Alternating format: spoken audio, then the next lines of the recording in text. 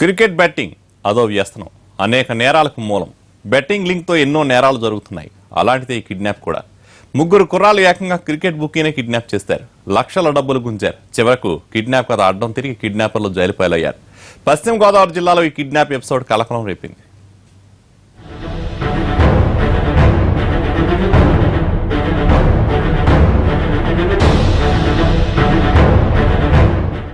ముగ్గురు కుర్రాళ్లు cricket betting లో బాగా డబ్బులు పోగొట్టుకున్నారు. ఏం చేయాలో అర్థం కాలేదు. తిరిగి డబ్బులు ఎలా రాబట్టాలా అని బాగా ఆలోచించారు.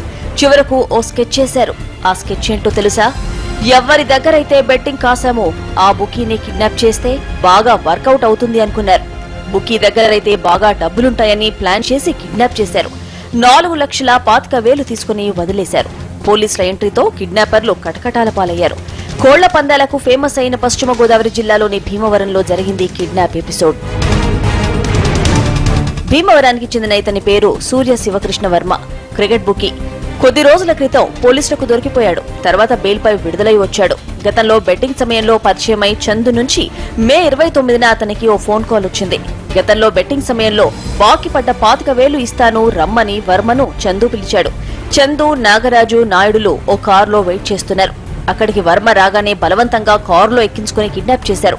పాలకోడేరు మండలం శృంగవృక్షం బైపాస్ రోడ్డుకు తీసుకెళ్లి అక్కడి నుంచి వర్మ తండ్రి శ్రీనివాసరాజుకు ఫోన్ చేశారు కిడ్నాపర్లు. మీ కుమారుణ్ణి కిడ్నాప్ చేశాం, 12 లక్షలు ఇస్తే విడిచిపెడతామని బేరం మొదలెట్టారు.